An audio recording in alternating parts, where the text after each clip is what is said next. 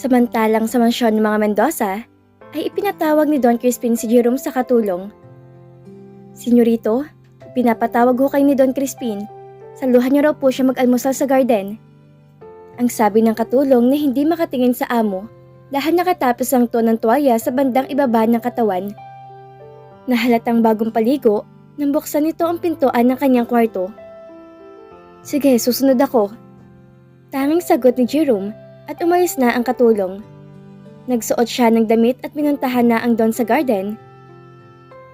Ipinapatawag mo raw ako? Ano pag-uusapan natin, Lo? Tanong ni Jerome paglapit pa lamang kay Don Crispin. Maupo ka at saluhan mo ako mag-almusal uhaw.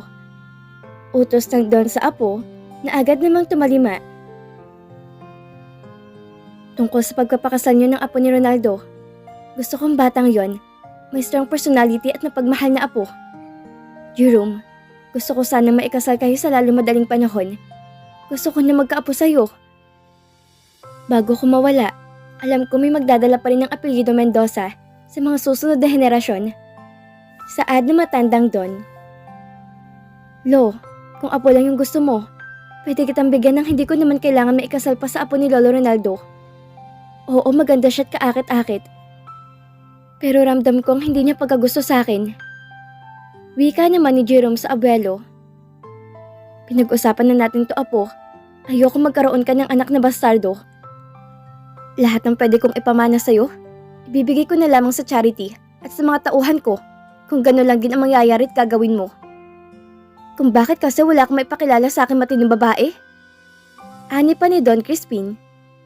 Kung apo ni Ronaldo ang iyong mapapangasawa at magiging ina ng mga apo ko sa'yo, ay mapapanatag ako at makakasiguro na hindi pera magiging habol sa'yo. Hindi katulad ng iba na idinedate mo wala akong tiwala sa mga babae mo. Ani pang muli ng lolo niya sa kanya. Kayong bahala, Lo.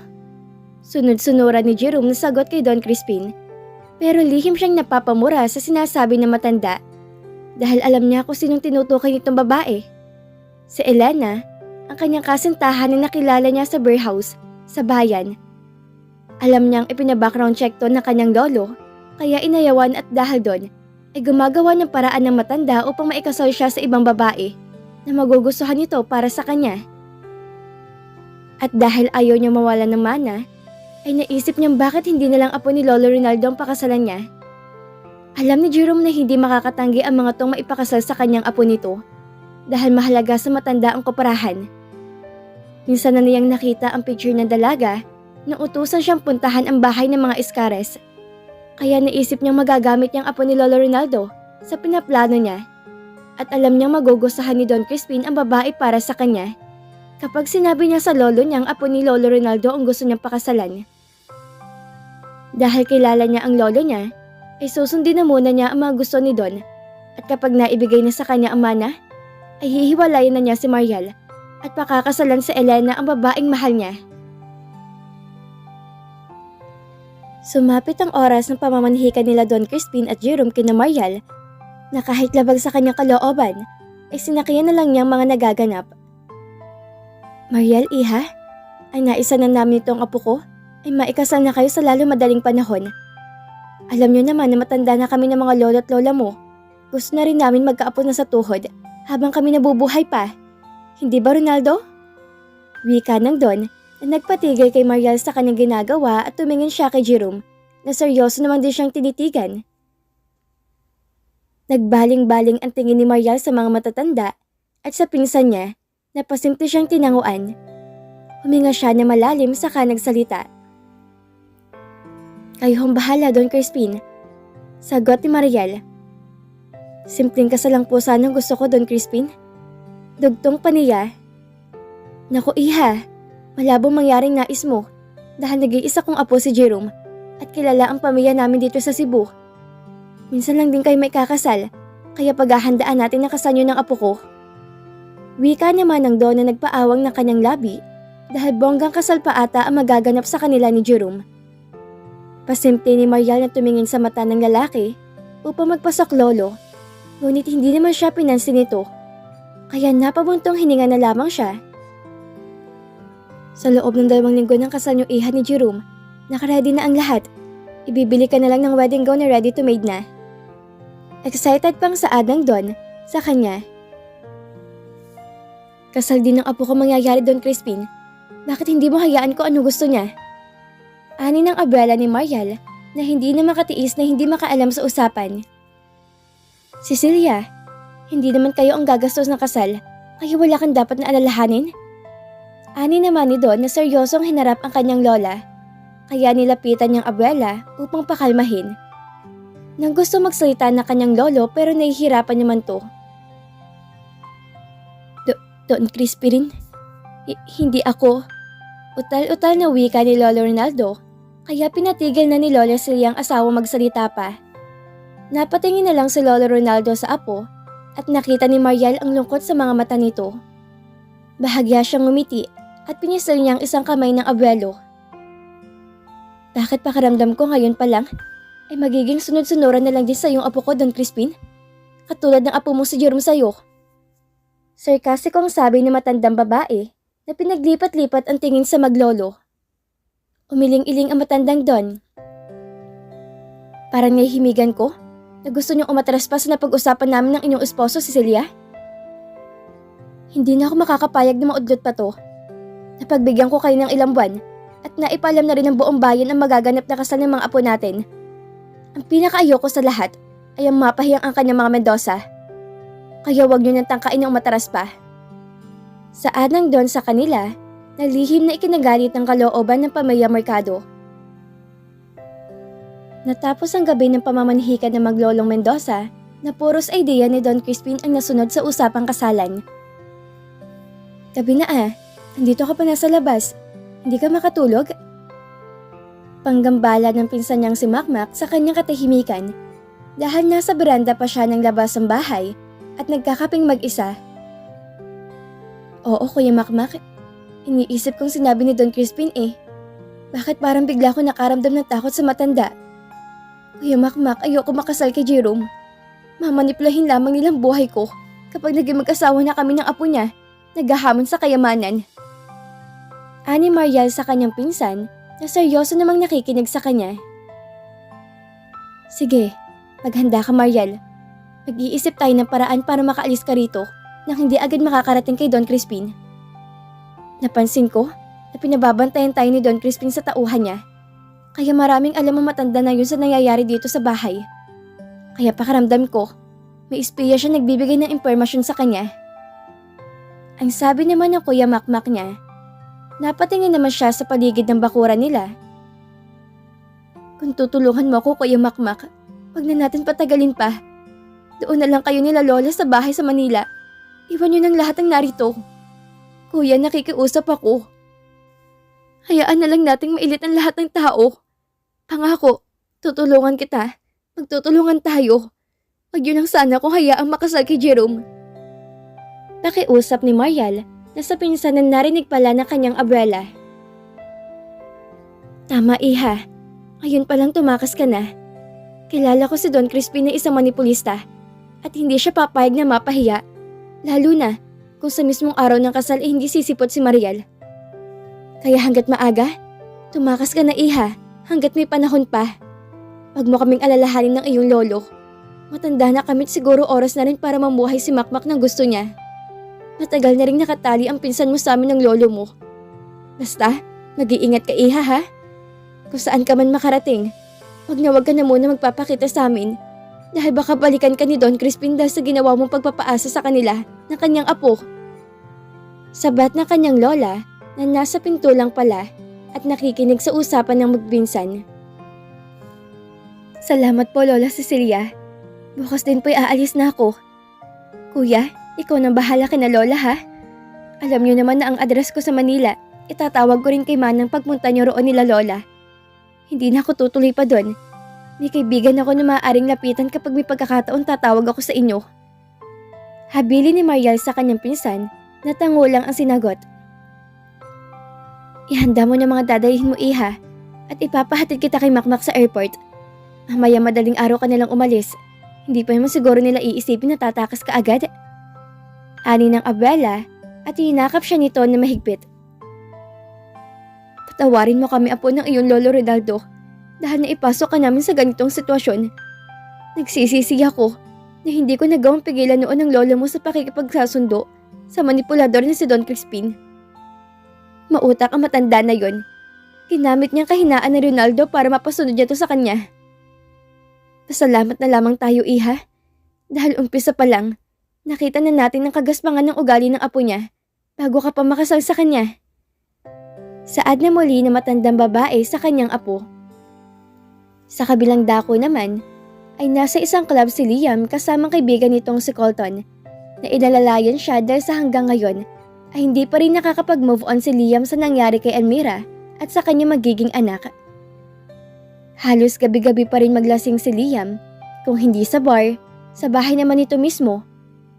Bumalik na rin ang ina nito sa Batangas at pinag-usapan na lang sila nito bilang kaibigan ng anak na bantayan si Liam. Nangako naman ang ginang na ikukuha ng bantay ang kanyang panganay na si Liam at babalik rin to sa bahay ni Liam. May ayos lamang nito ang problema sa negosyo nito sa Batangas, kung saan ang hometown nila ni Liam. Nagpapalit-palitan na lang sila ni Jack sa pagbabantay sa kaibigan na alam nilang kailangan sila nito sa ganoong sitwasyon. Tulad na lang kanina, namuntik pa itong mapaaway dahil napinansin ang pag-iingay ni Liam ng isang customer sa club na narinig naman ito, kaya agad na susugurin ng lalaki na naawat lang niya ang kaibigan at siya na rin ang humingi ng dispensan sa nakaalitan ng kaibigan. Pitiwan mo ko! Pakailamero ka? Pitiwan mo ko sabi eh! Sasapakin ko sa mukha yung gago na yon. Wala na sa tamang wisyo na sabi ni Liam kay Colton dahil sa sobrang kalasingan. Tara na Liam, tama na yan. Iyahatid na kita sa inyo. Hindi mo na kaya mag-drive, Brad. Awat na ni Colton sa lasing niyang kaibigan, ngunit tinabig siya nito, kaya napasandig siya sa wall na haring ng kabilang lamesa. Alam niyang lasing si Liam, kaya hindi na nito kontrolado ang utak. Pero napipiko na rin siya sa kaibigan, kaya naman iniwan niya muna to para pakalmahin ang sarili, dahil baka masapak niya lang din si Liam. Saan ka pupunta? Hoy, iiwan mo rin ako? Tulad ng pag-iwan sa akin na mag-ina ko? Sige, iwan niyo akong lahat. Pati si Mami iniwan din ako. Lahat kayo iniwan niyo ako. Wala akong pakaalam. Salitang lasing ni Liam na hindi pinansin ni Colton dahil napipiko na siyang talaga. Nagising na lamang kinaumagahan si Liam na nasa sarili na nitong kwarto. Alam niyang si Colton ang naghatid sa kanya sa bahay. Napapailing na lang siya sa sarili dahil nagising naman siya ng araw na yon. Nagpapakalasing siya dahil gusto niyang makalimot sa pagkawala ni Almira. Gusto niyang mamatay na rin para makasama sa Almira, pero hindi naman niya magawang kitilin ng sariling buhay, kaya nagpapaka-wasted na lamang siya. Wala na siyang pakaalam sa mga taong nakapaligid sa kanya. Ang nais niya ay makalimot sa lahat ng sakit na naidulot ng pagkawala ng kanyang mag-ina.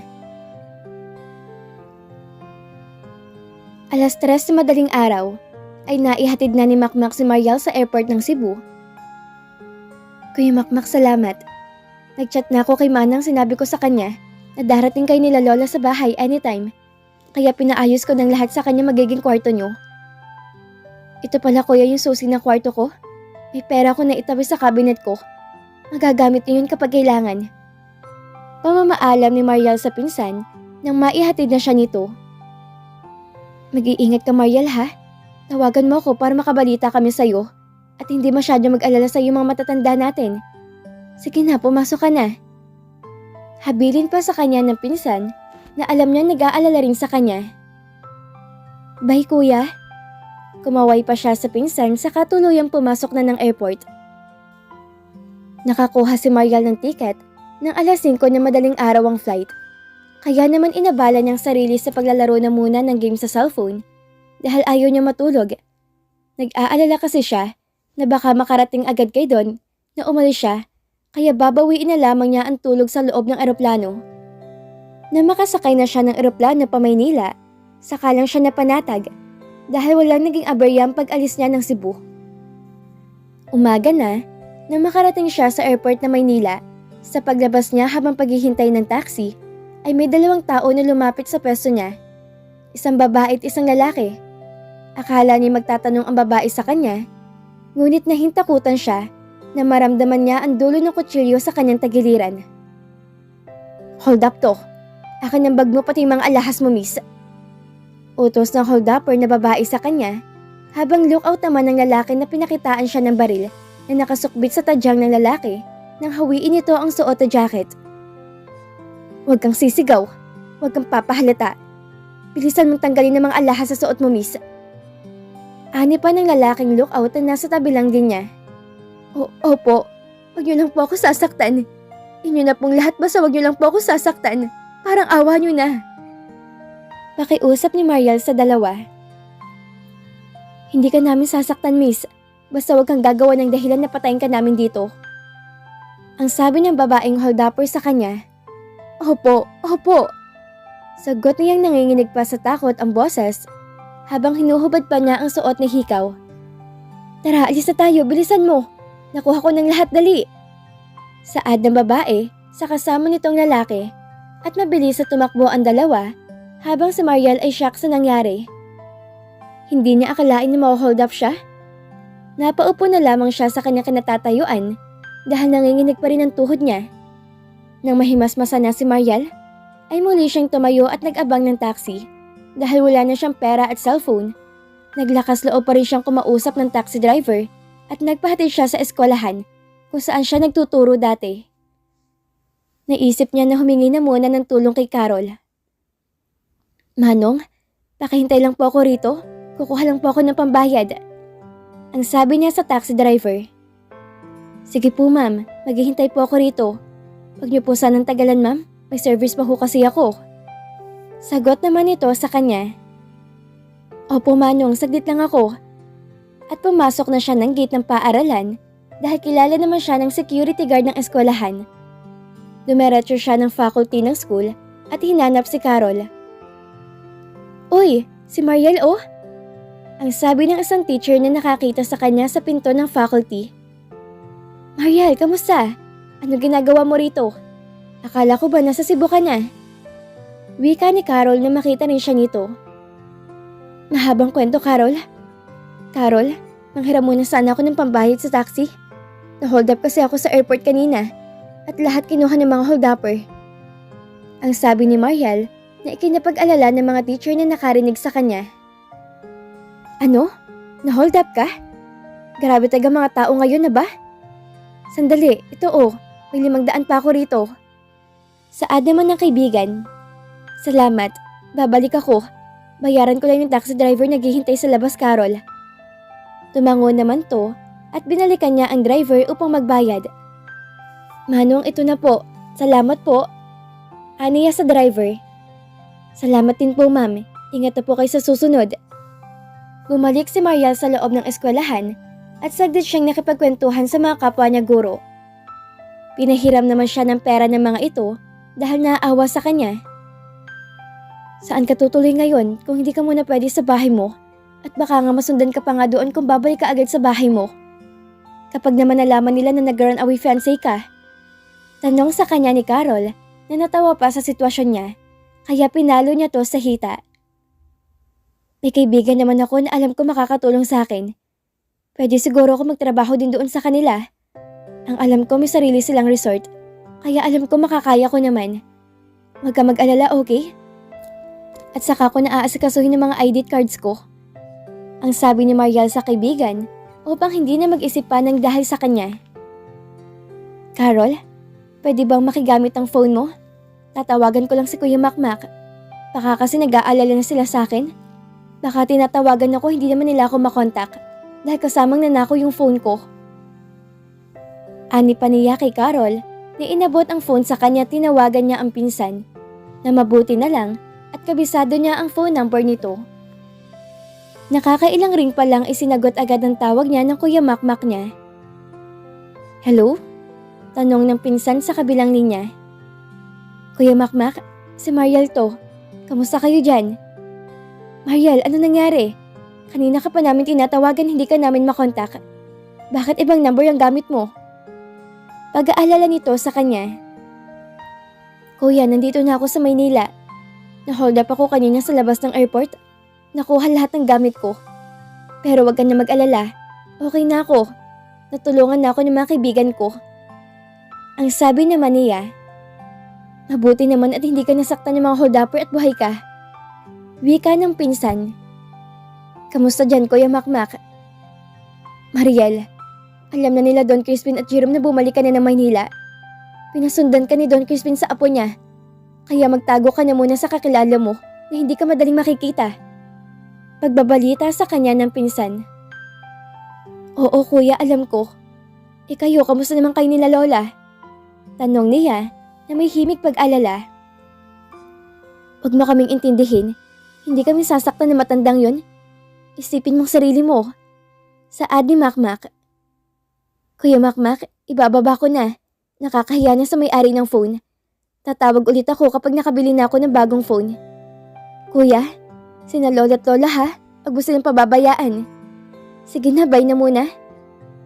Paalam na niya sa pinsan at ibinalik na ang phone sa kaibigan. Salamat Carol ha. Aalis na ako para hindi na ako gabihin sa biyahe. Aniya sa kaibigan. Mag-iingat ka Mariel. Nasabi na lamang ni Carol sa kanya. Nagpaalam na siya rito dahil babiyahe pa siya sa Batangas. Naisip ni Mariel puntahan si Arlene na kaibigan niyang nakasama niya roon sa dorm na nag-aaral pa siya ng college ng mga panahong hindi sila okay ng mama niya. Hindi niya na matatawagan ng kaibigan dahil hindi niya kabisado ang numero nito. Susubukan na lamang niya magtanong-tanong sa mga taga roon kapag nakarating na siya. Madali lang naman niya siguro makikita si Arlene. Dahil ang alam niya na anak na mayor ng bayan nila Arlene ang asawa nito. At dito na po nagtatapos ang kabanata ng ating kwento.